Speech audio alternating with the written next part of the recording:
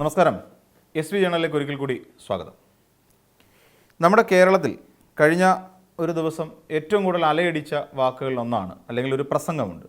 നിയമസഭയിൽ പിണറായി വിജയൻ എന്ന് പറയുന്ന മനുഷ്യൻ നടത്തിയ, അല്ലെങ്കിൽ CPM നേതാവ് നടത്തിയ ഒരു പ്രസംഗം. അദ്ദേഹം പറയുന്നത്, പിണറായി വിജയൻ അവിടെ നിന്നുകൊണ്ട് പ്രസംഗിക്കുന്നത് ഇന്ന് കേരളത്തിൽ കമ്മ്യൂണിസ്റ്റുകാർ മുഴുവൻ ഏറ്റെടുത്ത ഒരു സാധനം തന്നെയാണ്. സഹാക്കന്മാരെല്ലാം അവരുടെ പ്രൊഫൈലുകളിൽ അതുമായി ബന്ധപ്പെട്ട് ആ പ്രസംഗം ചേർക്കുകയും ചെയ്തു. പിണറായി വിജയൻ എന്ന് പറയുന്ന നേതാവിനെ പിണറായി വിജയൻ അല്ല VD സതീശൻ എന്ന് തുറന്നടിക്കുന്നുണ്ട്. പിണറായി വിജയൻ എന്ന് പറയുന്നത് ആളല്ല VD സതീശൻ. VD സതീശൻ എന്ന് പറഞ്ഞാൽ കാപട്യത്തിൻ്റെ പ്രതിരൂപമാണ് എന്ന് പിണറായി വിജയൻ വളരെ കൃത്യമായി പറയുന്നുണ്ട്. ഒരുപക്ഷെ അദ്ദേഹം പറഞ്ഞ ആ വാക്കുകൾ ഇന്ന് കേരളത്തിലുള്ള ആൾക്കാർക്ക് ബോധ്യപ്പെട്ട് കാണും. പ്രത്യേകിച്ച് എനിക്കത് കോൺഗ്രസ്സുകാർക്കും കൂടി ബോധ്യപ്പെട്ടിട്ടുണ്ടാവാൻ സാധ്യതയുണ്ട്. കോൺഗ്രസ്സുകാർക്കും അത് മനസ്സിലായി. കാപട്യത്തിൻ്റെ പ്രതിരൂപമാണ് ഈ VD സതീശൻ എന്ന് പറയുന്ന മുഖ്യമന്ത്രി അല്ലെങ്കിൽ നേതാവ് എന്ന്. എല്ലാ കോൺഗ്രസ്സുകാർക്കും, ഈ പറയുന്ന 90% വരുന്ന കോൺഗ്രസ്സുകാർക്കും അത് ബോധ്യപ്പെട്ട് തുടങ്ങിയിട്ടുണ്ട്. പക്ഷേ ഗത്യന്തരമില്ല, ന്യായീകരിച്ചേ പറ്റൂ. ന്യായീകരിക്കാൻ വേണ്ടി അവർ രംഗത്തേക്ക് ഇറങ്ങിക്കഴിഞ്ഞിരിക്കുന്നു. ഇനി പിണറായി വിജയൻ എന്തുകൊണ്ടായിരിക്കും അങ്ങനെ പറഞ്ഞത്? പിണറായി വിജയൻ എന്ന് പറയുന്ന നേതാവ് കഴിഞ്ഞ് 81 വയസ്സാവുന്നു അദ്ദേഹത്തിന്. 10 വർഷക്കാലം കേരളം എന്ന് പറയുന്ന ഒരു സംസ്ഥാനത്തെ ഭരിച്ച ഒരു വ്യക്തിയാണ് മുഖ്യമന്ത്രി, അല്ലെങ്കിൽ പിണറായി വിജയൻ എന്ന് പറയുന്ന നേതാവ്. അപ്പോൾ ഏകദേശം ഒരു 60 വർഷത്തിന് മുകളിൽ 6-7 ദശാബ്ദക്കാലത്തോളം നീണ്ടു നിൽക്കുന്ന അദ്ദേഹത്തിൻ്റെ ഒരു രാഷ്ട്രീയ പാരമ്പര്യമുണ്ട്. അത് നമുക്കെല്ലാവർക്കും അറിയാം. ഒരു അടിയന്തരാവസ്ഥ കാലത്തെ തരണം ചെയ്യേണ്ട അവസ്ഥ അദ്ദേഹത്തിനുണ്ടായിട്ടുണ്ട്. അതോടൊപ്പം തന്നെ ജീവിതത്തോട് സമരം ചെയ്യേണ്ടതായിട്ടുള്ള ഒരു കാലഘട്ടം അദ്ദേഹത്തിനുണ്ടായിട്ടുണ്ട്. തീർത്തും തീച്ചൂളയിൽ നിന്ന് വളർന്നു വന്ന ഒരു നേതാവെന്ന് തന്നെ വിളിക്കാൻ കഴിയും. അതുകൊണ്ട് തന്നെ ഏതൊരാളെയും അല്ലെങ്കിൽ ഏതൊരു നേതാവിനെയും രാഷ്ട്രീയത്തിലുണ്ടാകുന്ന ഏതൊരു നീക്കത്തെയും വളരെ കൂർമ്മ ബുദ്ധിയോടും കുശാഗ്ര ബുദ്ധിയോടും കൂടി നോക്കിക്കാണാനുള്ള കഴിവ് പിണറായി വിജയൻ എന്ന് പറയുന്ന ആ നേതാവിലുണ്ട് എന്നുള്ള കാര്യത്തിൽ സംശയമേതുമില്ല. അപ്പോൾ VD സതീശൻ എന്ന് പറയുന്ന ഒരു വ്യക്തി നടത്തിക്കൊണ്ടിരിക്കുന്ന ഓരോ നീക്കത്തെയും പിണറായി വിജയൻ എന്ന് പറയുന്ന ഒരാൾ വളരെ കൃത്യമായി അളന്ന് കുറിക്കാറുണ്ട് എന്നുള്ളതാണ് നമ്മൾ മനസ്സിലാക്കുന്നത്.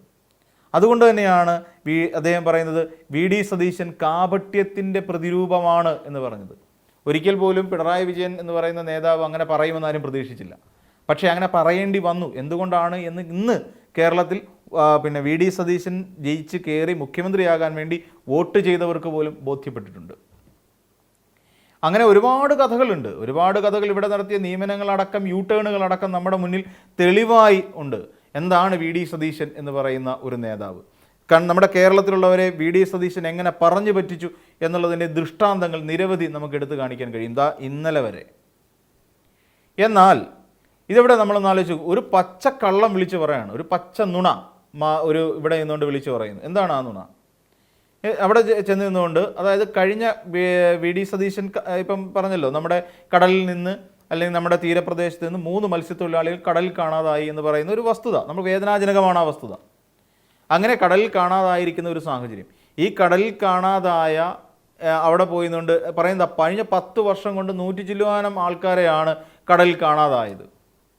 എന്നിട്ട് സർക്കാർ എന്ത് ചെയ്തു എന്ന് ചോദിക്കുന്നില്ലേ? അതായത് പിണറായി വിജയൻ മുഖ്യമന്ത്രി ആയിരിക്കുന്ന കാലത്ത് 100 ചില്ലുവാനത്തിലധികം ആളുകളെ കാണാതായിട്ടുണ്ട്. ശരി, ഉണ്ടാവാം. കാര്യം ആ സമയത്താണ് ഓഖി എന്ന് പറയുന്ന ഒരു ദുരന്തം നമ്മുടെ കേരള തീരത്ത് 2017 നവംബർ മാസത്തിൽ നമ്മുടെ കേരള തീരത്ത് ആഞ്ഞടിക്കുന്നത്.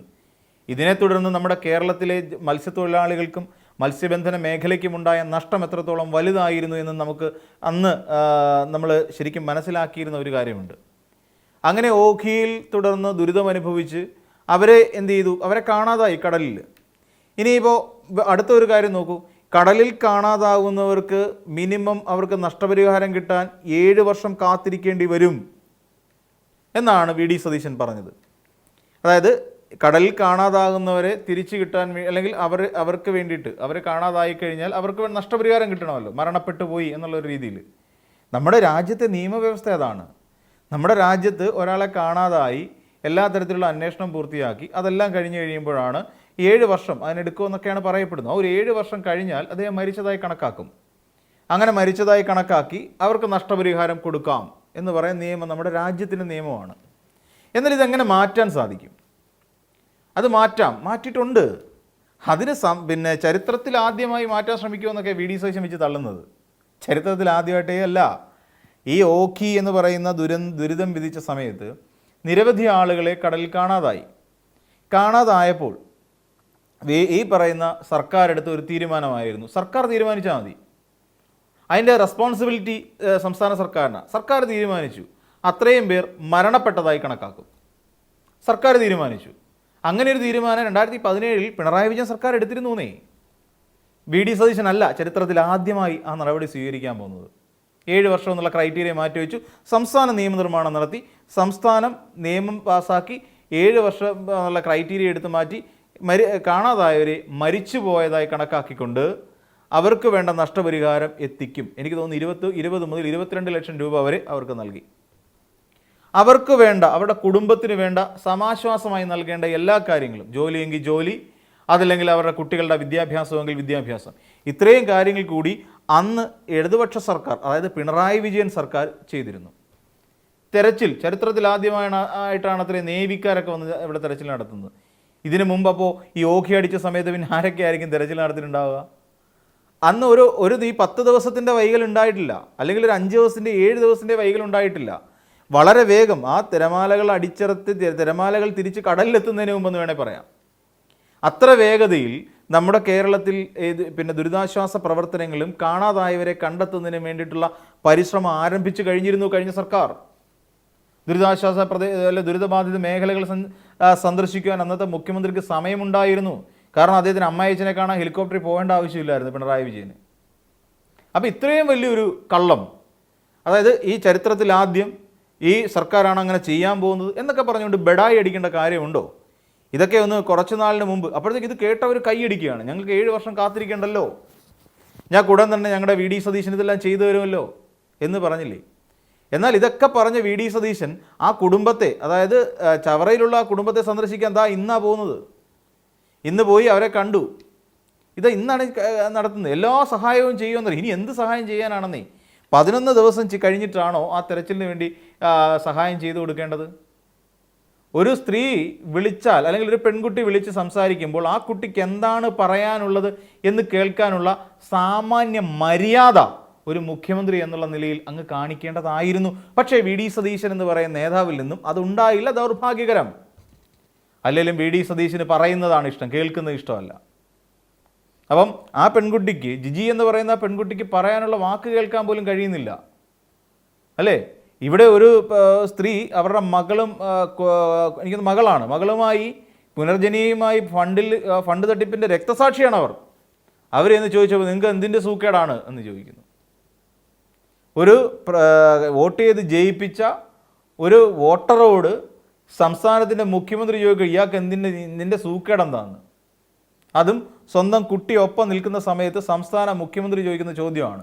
ഇത്രയ്ക്ക് സ്റ്റാൻഡേർഡ് ഇല്ലാതെ അധപ്പതിച്ചു പോയ ഒരു മുഖ്യമന്ത്രി ഇതിനു മുൻപ് കേരളം ഭരിച്ചിരുന്നില്ലെന്നേ. ഇതിനു മുമ്പ് നിരവധി ആളുകൾ കേരളം ഭരിച്ചിട്ടുണ്ടായിരുന്നു. അവർക്കാർക്കും വി.ഡി. സതീശൻ്റെ അത്ര പ്രശ്നം ഉണ്ടായിരുന്നില്ല. വാസ്തവം തന്നെയാണ്. ഇതാണ് ഏറ്റവും വലിയ പ്രശ്നം. ഇവിടുത്തെ നമ്മുടെ കേരളത്തിൻ്റെ ഇപ്പോഴത്തെ നമ്മുടെ മുഖ്യമന്ത്രിയുടെ ഏറ്റവും വലിയ പ്രശ്നം കള്ളം പറയുന്നു എന്നുള്ളതാണ്.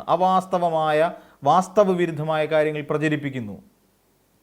അതേ ഇപ്പോഴും വി.ഡി. സതീശന് മനസ്സിലാകാത്ത ഒരു കാര്യമുണ്ട്. അതേ ഇപ്പോഴും പ്രതിപക്ഷ നേതാവിൻ്റെ കസേരയിൽ നിന്നും ഒരു ദിവസത്തേക്ക് പോലും പ്രൊമോഷൻ കിട്ടിയിട്ടില്ല എന്നുള്ള വസ്തുത അദ്ദേഹം അങ്ങനെ പ്രൊമോഷൻ കിട്ടിയിട്ടില്ല എന്നാണ് അദ്ദേഹം ഇപ്പോഴും കരുതുന്നത്.